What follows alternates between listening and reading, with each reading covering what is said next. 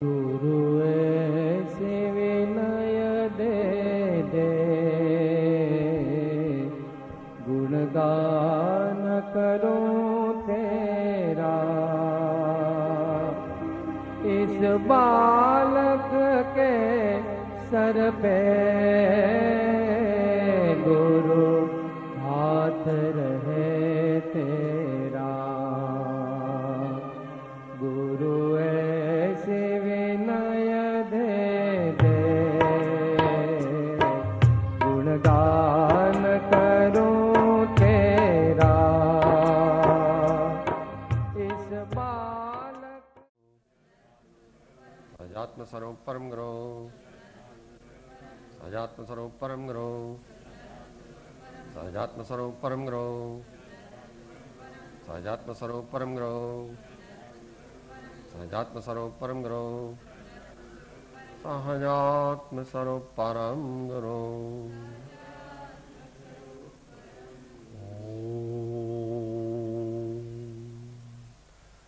मोक्षमार्गस्य नेतारं भेत्तारं कर्म भोभृतां ज्ञातारं विश्वतत्त्वानां वन्दे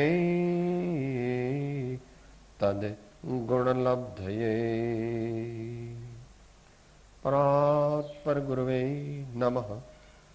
परम्पराचार्य गुरुवे नमः।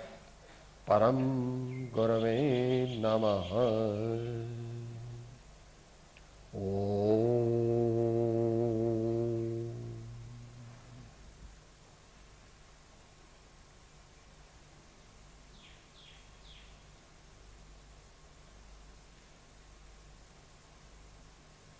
હવે મારા આત્માને સ્વાધ્યાય રૂપી તપમાં જોડું છું.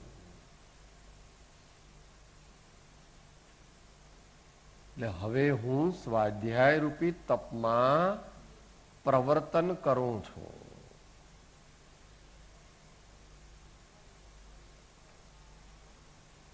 વિષય ચાલે છે સમ્યક જ્ઞાન. અવલંબન છે શ્રી સહજ સુખ સાધન. પેટા વિષય છે દ્રવ્યાનુયોગ. પૃષ્ઠ સંખ્યા 468.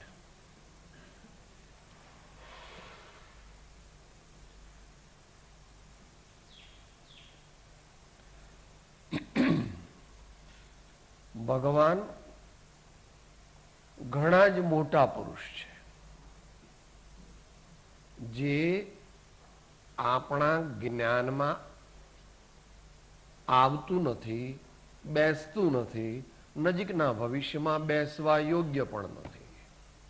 પણ જેટલી પાત્રતા લાવીશું તેટલી ભગવાનની ઓળખાણ થશે.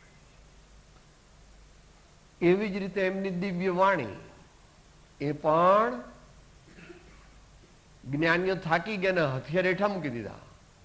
અહો રાજચંદ્ર બાળ ખ્યાલ નથી પામતા, એ જીનેશ્વર તણી વાણી જાણી તેણે જાણી છે એમ કહી દીધું. મારી શક્તિ નથી, મારા પ્રભુના નું વર્ણન કરવાની પણ શક્તિ નથી, ને મારા પ્રભુની વાણીનું પણ વર્ણન કરવાની મારામાં શક્તિ, મારામાં નહીં, ગણધર આદિમાં પણ નથી. એના ઘણા વિભાગમાં એક દ્રવ્યાનુયોગ એવો એક વિભાગ છે.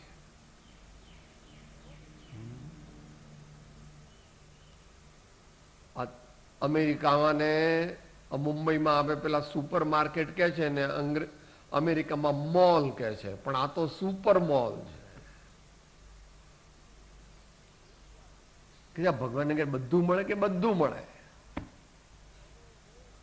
પણ કળિયુગમાં કોઈ ગ્રાહક નથી. પરંતુ કળિયુગમાં ગ્રાહક નથી કારણ કે કળિયુગમાં જગતના જીવોને ભૌતિક સંપત્તિ અને ઇન્દ્રિયના વિષયોની લોલુપતા જોઈએ છે, જેનું મુખ્ય વર્ણન ભગવાનના ની વાણીમાં નથી. તો પણ આપણે પ્રયત્ન કરવો વારંવાર વારંવાર. તો દ્રવ્યાનુયોગ એનું વર્ણન આપણને કહે છે. ભગવાનની વાણીનો એક સૌથી અગત્યનો હિસ્સો, કમ્પાર્ટમેન્ટ,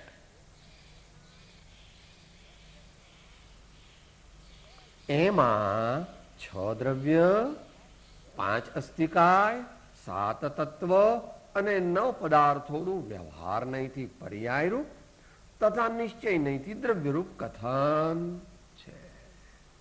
કે દ્રવ્યાનુયોગમાં શું હોય?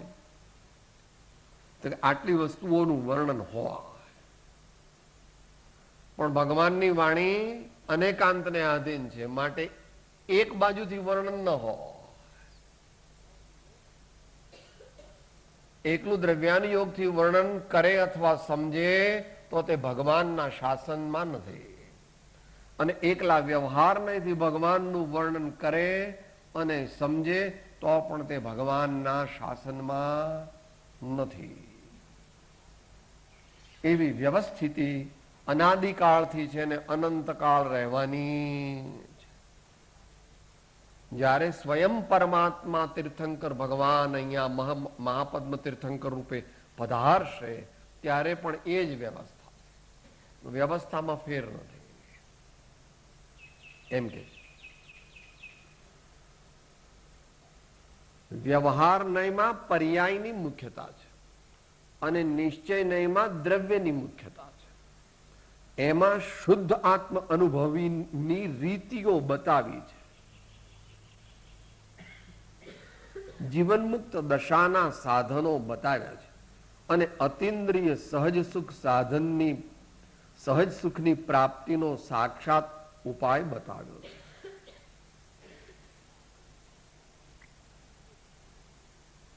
ત્રણ વસ્તુ કહે છે એમાં.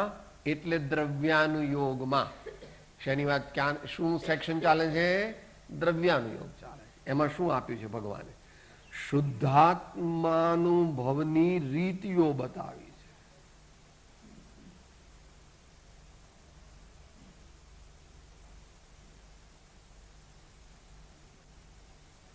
શુદ્ધાત્માનો અનુભવ કરવા માટે રીત અનેક છે. શુદ્ધાત્માનો અનુભવ એક જાતનો છે, ક્વોલિટેટિવલી, ક્વોન્ટિટેટિવલી નહીં. ક્વોન્ટિટેટિવલી અનેક જાતનો છે. શુદ્ધાત્માનો અનુભવ એક જ પ્રકારે છે, પરંતુ તે અનુભવ સુધી પહોંચવાના અનેક રસ્તાઓ છે, એટલે બહુવચન વાપર્યું છે. શુદ્ધ, એમાં શુદ્ધ આત્મ અનુભવની રીતિઓ બતાવી છે. હું બોલો તો આત્મસિદ્ધિ શું કહે છે? નિશ્ચય વાણી સાંભળી સાધન ત્યજવાનો, નિશ્ચય રાખી લક્ષ્યમાં સાધન કરવા સો. અથવા એને પરમાર્થ પણ કહે છે અનુભવને. તો એક હોય 3 કાળમાં પરમાર્થ નો પંથ, પ્રેરે તે પરમાર્થને તે વ્યવહાર સંબંધ. એમાં ભક્તિનું વર્ણન પણ હોય, સ્વાધ્યાયનું વર્ણન પણ હોય, તપનું વર્ણન પણ હોય, સમ્યક દર્શનનું વર્ણન પણ હોય, સમ્યક ચારિત્રનું વર્ણન પણ હોય. જેવી આચાર્યની પ્રતિજ્ઞા, જુદા જુદા આચાર્યો શાસ્ત્ર લેતા પહેલા સત્ય મહાવ્રતધારી હોવાને લીધે પ્રતિજ્ઞા કરે છે કે હું તમને આ વિષય મુખ્યપણે કહીશ. મોટી જવાબદારી. સામાન્ય વક્તા નથી, સામાન્ય જ્ઞાની પણ નથી. સમસ્ત સંઘની જવાબદારી એમના શિર ઉપર છે, માટે અત્યંત સાવધાન છે, માટે પ્રતિજ્ઞા કરે છે. એ અભ્યાસીઓએ સમયસારમાં પણ વિચારી લેવું, સમાધિ શતકમાં પણ વિચારી લેવું વગેરે જુદા જુદા શાસ્ત્રોમાં આચાર્ય પ્રથમ પ્રતિજ્ઞા કરે. પ્રતિજ્ઞા પ્રમાણે જ ચાલે, કારણ કે સત્ય મહાવ્રતધારી છે. મનથી જૂઠું બોલે નહીં, વચનથી પણ નહીં, અને કાયાથી પણ નહીં, અને એ બીજાને પણ બોલાવે નહીં વગેરે. અને એ પ્રમાણે બીજા કોઈ બોલતા હોય તો કે ભાઈ આપ એની સાથે હું સંમત નથી, આપની વાત સાથે હું સંમત નથી, મારે વિરોધ કોઈની જોડે નથી. I am sorry, I can't agree with you. I am not in a position to agree with your commandments or recommendations. સમતાના સાગર છે, કોઈનો વિરોધ કરતા. એવા પ્રભુ, એવા આચાર્ય, એવા મહાજ્ઞાની, એમની ઓળખાણ, એમનું સ્વરૂપ, એમનું મહાત્મ્ય, એમના સદગુણો, અને પછી કૃપાળુદેવ કે છે તેમની મન વચન કાયાની પ્રત્યેક ચેષ્ટાના, પણ એ તો પ્રત્યક્ષ હોય તો થાય, નહીં તો જેટલા થાય એટલા. પ્રત્યક્ષ હોય તો વિશેષ થાય, બાકી તો હમણાં ગાયું બેને તમારી મૂર્તિના જ્યાં દર્શન થાય છે, પ્રત્યક્ષ નથી, પરોક્ષ, તો પણ આંખડી મારી પ્રભુ હરખાય છે. આંખડી સામાન્ય, આંખડી આપણી નથી, આંખડી આપણી છે. કે સાહેબ આંખડી એટલે શું? હૃદય નયન નિહાળે જગધણી, મહિમા મેરુ સમાન જીનેશ્વર. હૃદય નયન નિહાળે જગધણી, મહિમા મેરુ સમાન જીનેશ્વર. આપણા હૃદયની અંદર કેમ પરમાત્માના પ્રેમનો ઉભરો આવતો નથી? કારણ કે આપણે ભગવાનને આંખોથી જોઈએ છે. કોક વાર ટીકી ટીકીને જોઈએ છે, પણ આંખથી જોઈએ છે. ધીમે ધીમે આપણે આ આંખથી જોવાની ટેવ પાડવાની. અઘરું છે, આવડતું નથી, શક્તિ નથી, બતાવનાર નથી, સંસ્કાર નથી, તો પણ એ કરવું પડશે. અને ત્યારે જ આત્માનો અનુભવ થશે. એને સમતા અથવા એકતા રૂપી ભક્તિ કહેવામાં આવે છે.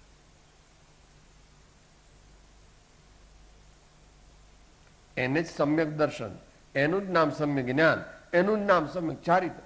એમ પહેલા 144મી ગાથામાં સમયસારમાં ભગવાન કહે છે. સમયસારમાં ભગવાન એને જ કહે છે કે ભાઈ આ શું? હા, સમ્યક્ત્વ તેમજ જ્ઞાનની જે એકને સંગ ના મળે, નય પક્ષ સકલ રહિત બાખ્યો, તે સમયનો સાર છે. કે સમયનો સાર શું? સમય એટલે આગમ, સમય એટલે આત્મા. સમયનો એક આત્મા પણ થાય. સમય સાર એટલે શુદ્ધ આત્મા. આગમ, સમય એટલે આગમ કહો તો બધા આગમનો સાર. અને સમય એટલે સમય મીન્સ ટાઈમ. આત્માનો અનુભવ કર.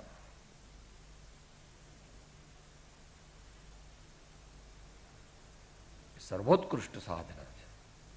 પણ એ કઈ આપણા જેવા ન કરી શકે એકદમ.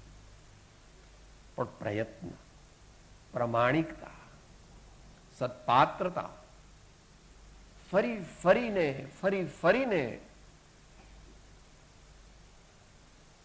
મરેંગે તો ભી કરેંગે, મરેંગે તો ભી કરેંગે, એવો દ્રઢ વિશ્વાસ ને એવો દ્રઢ સંકલ્પ અને તેને અનુરૂપ પ્રયત્ન ન હોય તો ઉત્તમોત્તમ વસ્તુની પ્રાપ્તિ ન થાય. હા, મળે સારું, મોટો શેઠ થાય, મોટો રાજા થાય, મોટો મહારાજા થાય, પણ એ અંતિમ ધ્યેય નથી. એટલે રીતિઓ બતાવી છે, જીવન મુક્ત દશાના સાધનો બતાવ્યા છે.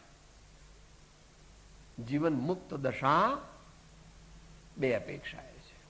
શ્રદ્ધા અપેક્ષાએ જીવન મુક્ત દશા ચોથા ગુણ સ્થાને પ્રગટે છે, જેને સમ્યક દ્રષ્ટિ ધર્માત્મા કહેવામાં. પૂર્ણ જીવન મુક્ત દશા 13મા ગુણ સ્થાને ને કેવળ જ્ઞાન સદેહ પરમાત્મા અથવા સહયોગી કેવળી ભગવાન તીર્થંકર કે અરિહંત કહેવામાં આવે.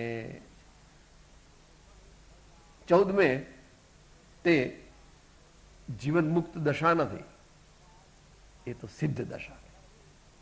ત્યાં શરીર વગેરે હોતા એ યથાપદ બી સમજવું. એના સાધનો બતાવ્યા છે.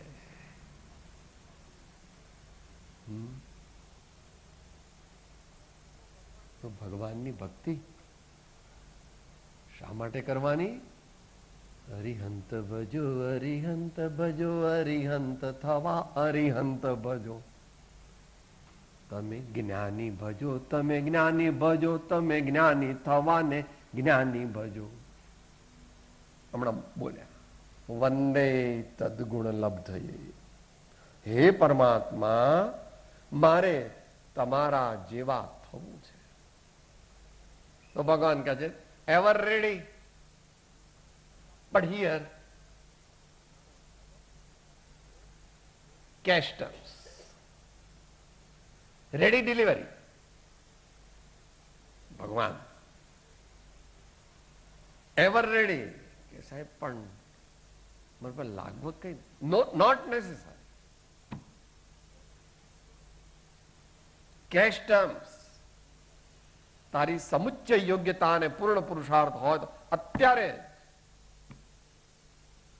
આપણે ભગવાન ત્યાં જઈએ, ભગવાન સુઈ ગયા હોય તો ભગવાન સુવે નહીં. રાતના 1 વાગે હું જઉં તો કે ભગવાન આપવા તૈયાર છે, પણ આપણી લેવાની પાત્રતા પણ નથી, આપણી લેવાની અંતરની હજુ એવી તમન્ના જાગી નથી, અને હજુ આપણે ભગવાનને ઓળખ્યા પણ નથી. કરીએ વારંવાર એને માટે ક્ષમાપણ, એને માટે પ્રાર્થના, એને માટે પ્રાયશ્ચિત, એને માટે કપટ રહિત થઈ આત્મ અર્પણ.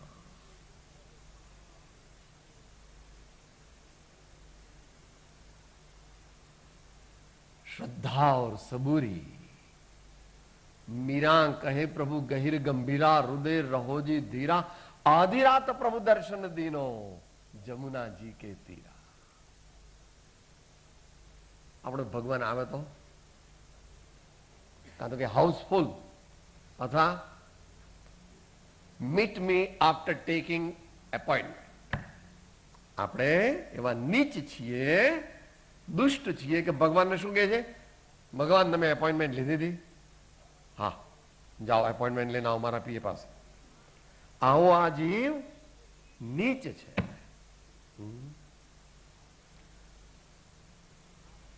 ત્રીજું કહે છે અને અતિન્દ્રિય સહજ સુખની પ્રાપ્તિનો સાક્ષાત ઉપાય બતાવ્યો છે. સાક્ષાત ઉપાય તે નિર્વિકલ્પ સમાધિ છે, અથવા કહો નિર્બીજ સમાધિ છે. કયા અનુયોગથી લો છો એના પર આધાર છે. નિર્વિકલ્પ સમાધિ સામાન્ય ચોથા, પાંચમા, છઠ્ઠા ગુણસ્થાને થોડો વખત હોય, સાતમા ગુણસ્થાને ઘનિષ્ઠ અને વિશેષ, અને નિર્બીજ સમાધિ તો શ્રેણીમાં હોય, એ બીજા સમયે હોતી નથી. અત્યારે અહીંયા આ દુનિયામાં અત્યારે આપણને નિર્બીજ સમાધિનો યોગ નથી, કારણ કે શ્રેણીમાં હોય છે, અને શ્રેણીનો પુરુષાર્થ ભગવાન મહાવીરની આજ્ઞા પ્રમાણે અહીંયા અત્યારે નથી. આચાર અનુયોગોના શાસ્ત્રોનો નિત્ય પ્રતિ યથાસંભવ અભ્યાસ કરવો તે વ્યવહાર સમ્યક જ્ઞાનનું સેવન છે. આ 4 અનુયોગો ઉપર કહ્યા તે 4: પ્રથમાનુયોગ, કર્ણાનુયોગ, ચરણાનુયોગ અને દ્રવ્યાનુયોગ. એવો એક પ્રશ્ન હતો કે આનું સ્વરૂપ બતાવો. પ્રશ્ન હતો ને, લખેલો છે મારી પાસે, કે ધીમે ધીમે ખબર પડે. ચાર અનુયોગની સંધિ કરવાની શક્તિ જેનામાં હોય, નિશ્ચયથી એ સમ્યક દ્રષ્ટિ હોય, અને એવો સાચો પ્રયત્ન કરતો હોય તે ઉત્તમ મુમુક્ષુ હોય. બીજાને ચાર અનુયોગમાંથી એક પ્રત્યે પક્ષપાત હોય છે, માટે તેને નજીકમાં આત્મજ્ઞાનની પ્રાપ્તિ થતી. ચરણાનુયોગને પ્રથમાનુયોગને તો બધું ઠીક, હવે એ બધું કઈ જરૂર નથી, અથવા અમુક અનુયોગની જરૂર, અમુક યોગ તો ઓછી બુદ્ધિવાળા એવા બધા વાંચે. એના માટે આપણે પત્રાંક 866 વિચારણા થોડી કરી હતી, બાકી દરેક ભાઈઓએ કરી લેવી પોતાની જાતે. શ્રીમદ રાજચંદ્ર વચનામૃત પત્રાંક 866. અત્યારે આપણી પાસે સમયની મર્યાદા છે.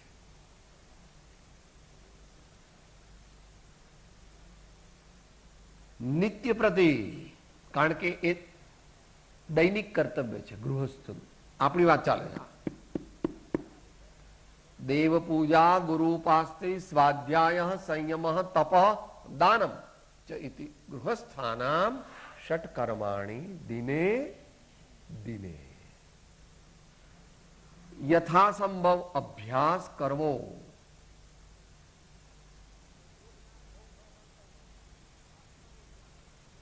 દરેક કાર્ય યથાસંભવ જ થાય. મુનિ મહારાજ કરી શકે તેવું આપણે ન કરી શકીએ. સાચા મુનિ મહારાજ કરી શકે તેવું આપણે ન કરી શકીએ. પણ આ દ્રવ્યાનુયોગ આદિનો અભ્યાસ વિશેષ કરવો હોય તો તેની મેથોડોલોજી કૃપાળુ દેવે આપણને ઉપદેશ નોંધ 15 સમરીમાં બતાવી છે.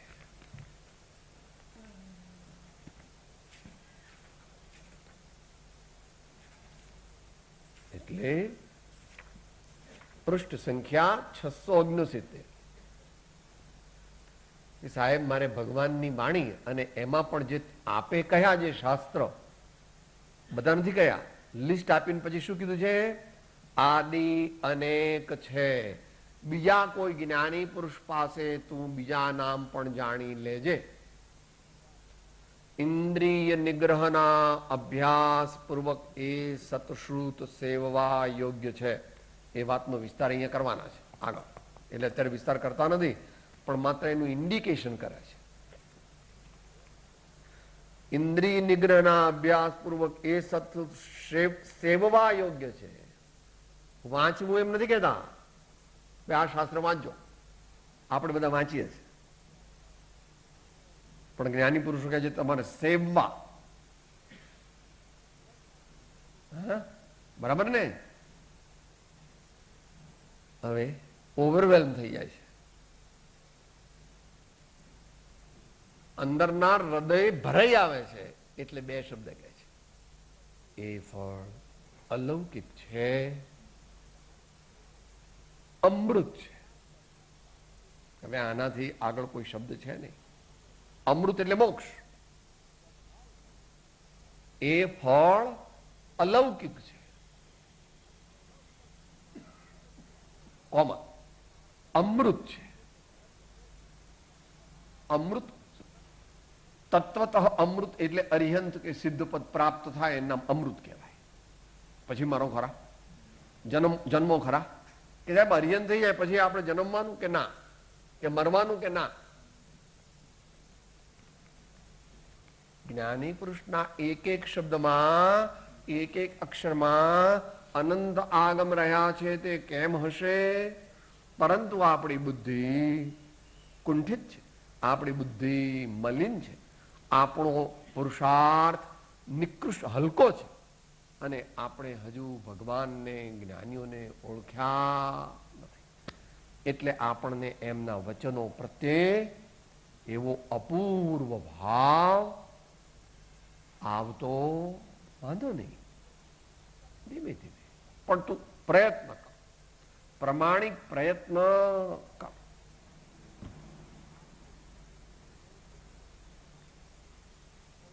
તે વ્યવહાર સમ્ય જ્ઞાનનું સેવન છે. કારણ કે અત્યારે સ્વાધ્યાય કરતા કરતા આત્માનો અનુભવ ન થાય.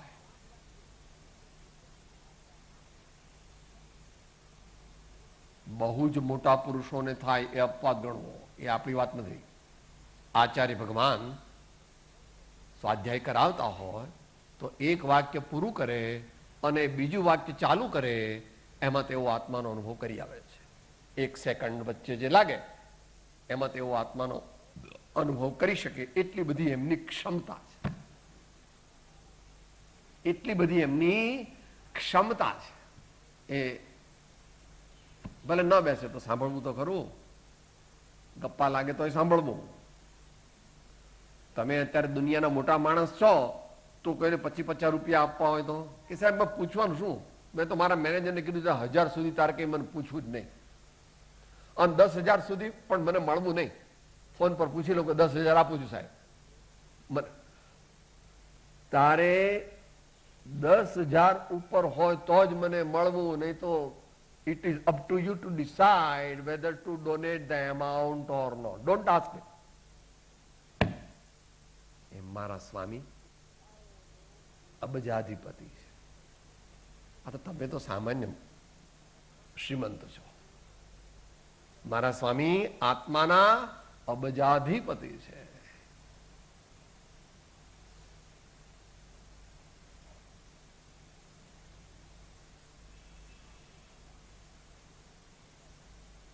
નિજાત્માના સાગરમાં ડૂબકી મારીને તરત પાછા આવે.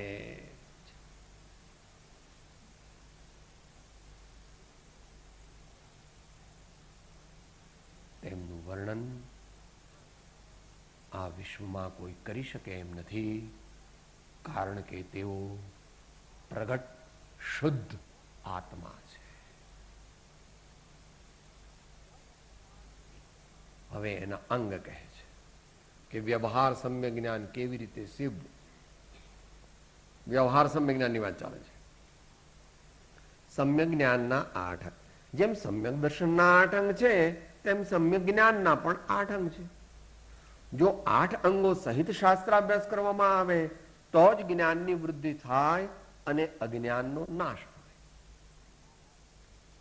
અહીંયા તો જ કીધું છે એટલે પરમાર્થ જ્ઞાન એમ સમજવું. જે જેટલું કરે તેટલો ફાયદો તો થાય, જે જેટલું કરે તેટલો ફાયદો તો થાય, પણ ઉત્તમ ફળ પ્રાપ્ત કરવું હોય તો એના બધા ક્રાઇટેરિયા ફૂલફિલ કરવા પડે. એની જેટલી શરત હોય ભગવાનની એટલી બધી શરત માન્ય કરે તો ઉત્તમ ફળની પ્રાપ્તિ. એ ઉત્તમ ફળની પ્રાપ્તિ તો કહી દીધી, અલૌકિક છે, અમૃત છે.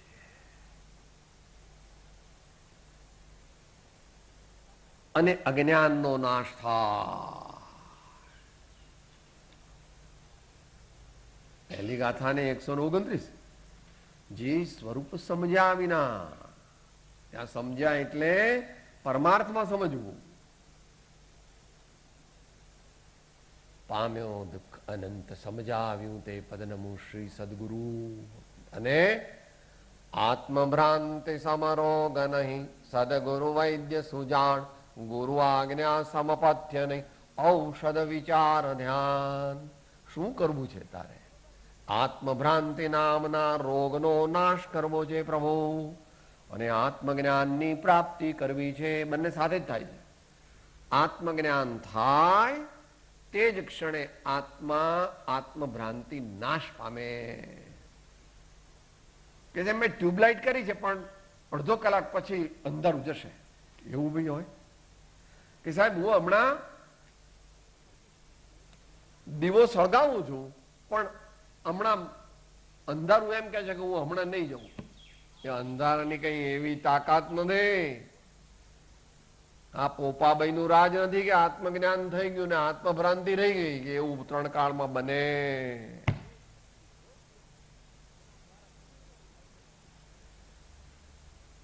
એમાં એકાંત છે. કેટલીક વસ્તુમાં એકાંત છે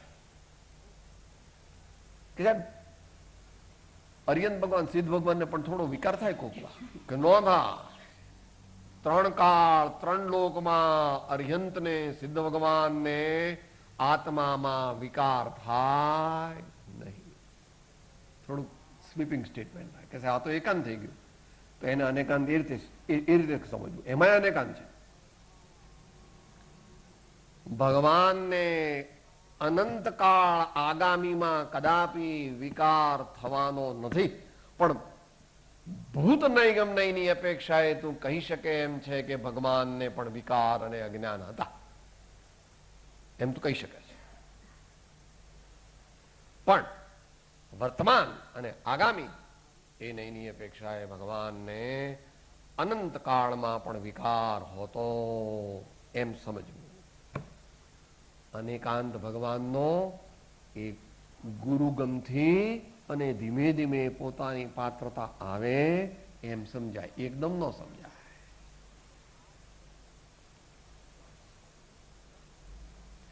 તેમજ ભાવોની શુદ્ધિ થાય. આ કાળે શ્રેષ્ઠ તપ તે સત્પાત્રતા સહિત અને સત્સંગના યોગે સ્વાધ્યાય કરવો તે ઉત્તમ તપ છે. સત્સંગના યોગે સત્પાત્રતા સહિત, સત્પાત્રતામાં ઘણું બધું આવી ગયું.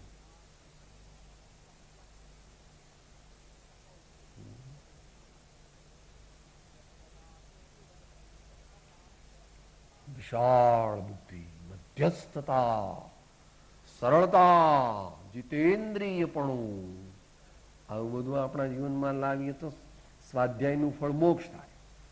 અને સામાન્ય સામાન્ય કરે તો સ્વર્ગ પ્રાપ્ત થાય, શેઠિયો બને, વેઠિયો બને, રાજા બને, એ બધું ઠીક છે. ભાવોની શુદ્ધિ થાય, કષાયની મંદતા થાય. જો આ આગળ વધવાના ઉપાય બતાવે છે, કારણ કે આત્માર્થીનું પહેલું લક્ષણ છે આત્મસિદ્ધિ. સંસારથી રાગ ઘટે,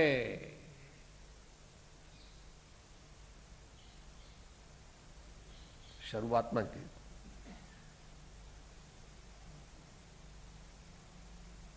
કોણે લીધું હતું? 2 સ્વાધ્યાય લીધા હતા શ્રી સુરેશભાઈએ. બંને ગાથા બોલી લઈએ. વૈરાગ્યાદે સફળ તો જો સહ આત્મ જ્ઞાન, તેમજ આત્મ જ્ઞાનની પ્રાપ્તિ તણાની દાન. ત્યાગ વિરાગન ચિત્તમાં થાયન તેને જ્ઞાન, અટકે ત્યાગ વિરાગમાં તો ભૂલે નિજ ભાન.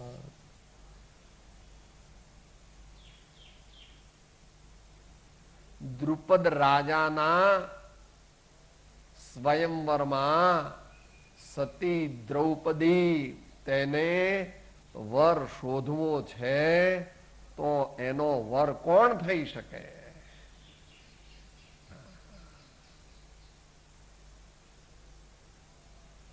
બે ત્રાજવામાં 2 પગ મૂકવાના, ઉપર માછલીનું રમકડું ફરતું હોય અને જોવાનું નીચે, અને બાણ મારવાનું ઉપર. કોણ કરી શકે? એ અર્જુન જેવા જ કરી શકે.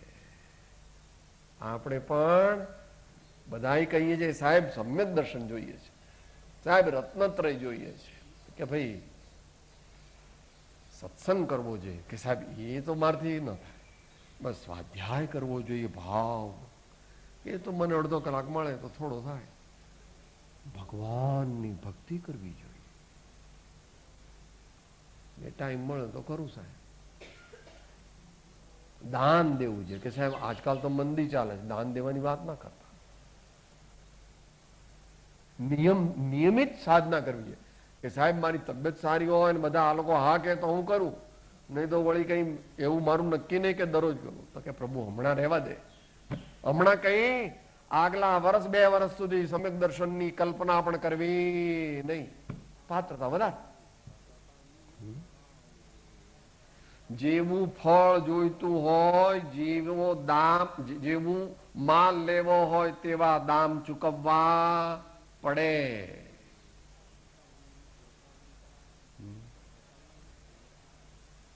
30 રૂપિયાની સાડી આવે બા, આવે તો પેલી એવું બજાર હોય છે કઈક એનું સાંધેલી 4 સાંધા હોય અને એ પણ નામની જ 1 કે 2 ધોધ ધોઈ શકે, તે અત્યારે તો 70 રૂપિયા નહીં મળતી હોય, કદાચ એના 50 હાઈટ થઈ ગયા છે. બધાને ખબર તમને ન હોય તો ખાસ બજાર ત્યાં જૂના કપડાઓની દુકાન હોય છે, સાંધેલું બધું હોય. આમ ઉપરથી એવું દેખાય કે તમને હો બહુ સરસ છે. જેવો માલ જોઈતો હોય તેને અનુરૂપ દામ ચૂકવવા પડે. સમ્યક દર્શન આદિ તે સર્વોત્કૃષ્ટ પદ છે આ વિશ્વના. રત્નત્રય ધર્મથી ઊંચું આ વિશ્વમાં કાંઈ જ નથી. તો એને માટે પછી યોગ્ય દામ ચૂકવવા પડે. It's plain simple logic. There is nothing too difficult to understand about it. કાંઈ જ પણ એમાં કઈ પ્રોબ્લેમ છે?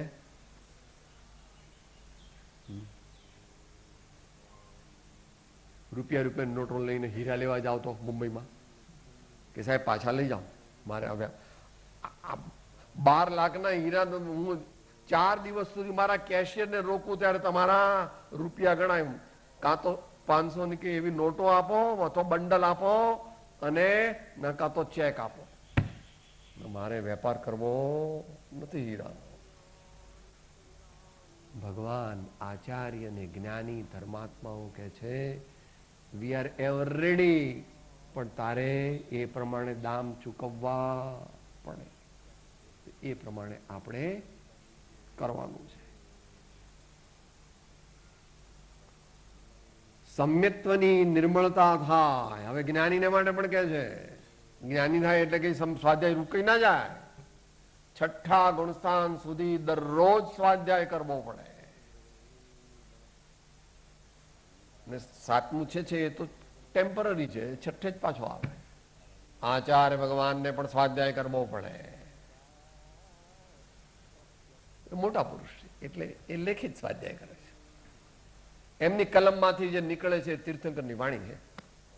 એમની કલમમાંથી જે પ્રવાહિત થાય છે એ તીર્થંકર ભગવાનની વાણી છે એમ પોતે પ્રતિજ્ઞાપૂર્વક કહે છે. વક્ષ્યામિ નિયમસારમ કેવલી શ્રુત કેવલી ભળિતો. મારું કઈ છે નહીં. જીનવર કહે છે જ્ઞાન તેને સર્વભવ્યો. એમ દેવ જીણંદે ભાગ્યું રે મોક્ષ માર્ગનું શુદ્ધ. એ પણ સ્વાધ્યાય છે, લેખિત સ્વાધ્યાય કરે છે. મૌખિક સ્વાધ્યાય પણ કરે. એમના ગુરુની વંદના કરે. એમના ગુરુના ચરણની સમીપ બેસીને કે પ્રભુ આપની વિદ્યમાનતામાં મારે સ્વાધ્યાય ન કરાય. પ્રભુ મારી આજ્ઞા છે તમે કરો. ગુરુ બેઠા હોય તો સ્વાધ્યાય ન કરે. એમની આજ્ઞા હોય તો જ કે. આજ્ઞા કરે તો માથે ચડાવવી પડે. એમના એક લક્ષણને પણ જો આપણે જાણીએ તો આપણે લોટરી લાગી જાય મોક્ષની ને રત્નત્રય ધર્મની.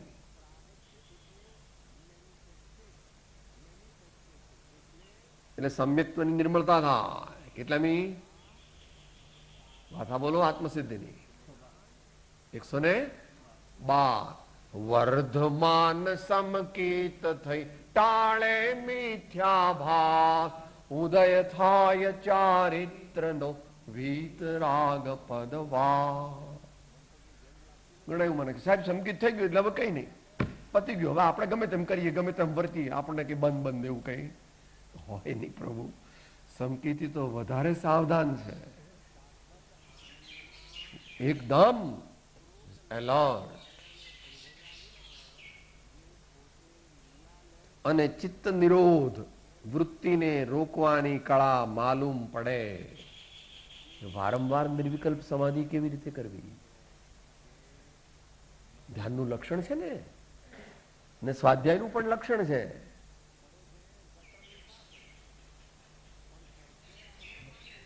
બોલો 4 લક્ષણ.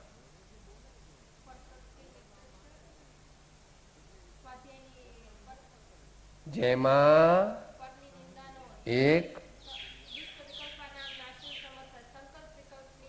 મંદતા થાય, તત્વનું પરિજ્ઞાન અને નિર્ણય થાય, જેના દ્વારા સાચી ધ્યાન દશાની પ્રાપ્તિ. તો સ્વાધ્યાય. આપણે કેવું સ્વાધ્યાય કરું છું? આવું થાય છે આપણને. પરની નિંદા ઘટી ગઈ, બંધ થઈ ગઈ. આપણને સંકલ્પ વિકલ્પ ઓછા થયા. આપણને હું આત્મા છું એવું અંતરમાં પાક્કું થયું. અને આપણને વાંચતા વાંચતા કોઈક વાર સ્વાધ્યાય અટકી જાય.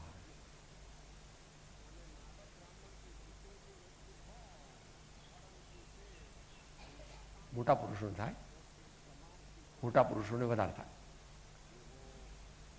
ઉત્તમ મુમુક્ષુ કે સમ્યક દ્રષ્ટિને પણ ન થાય. આવા પુરુષોને થાય. કારણ એ પ્રમતમાં લખે છે, અપ્રમતમાં જતા લેખીની પડી જાય.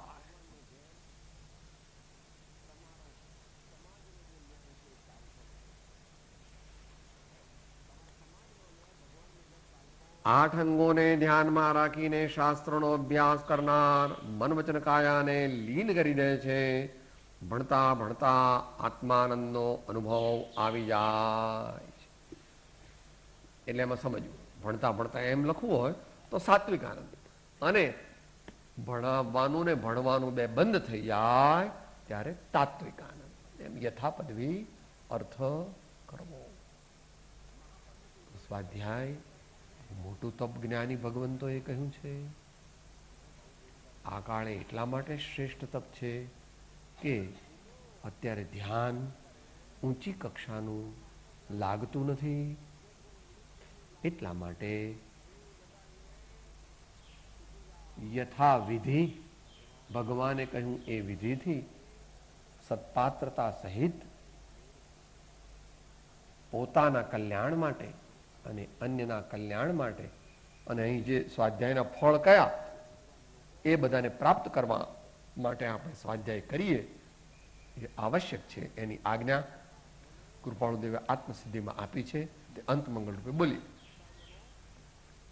આત્માદેયસ્તિત્વના જે નિરૂપક શાસ્ત્ર, પ્રત્યક્ષ સદગુરુ યોગ નહીં ત્યાં આધાર સુપાર. સદગુરુ પરમ કૃપાળો ત્રિલોકના સબ સંતન કી જય. આનંદ. ઓમ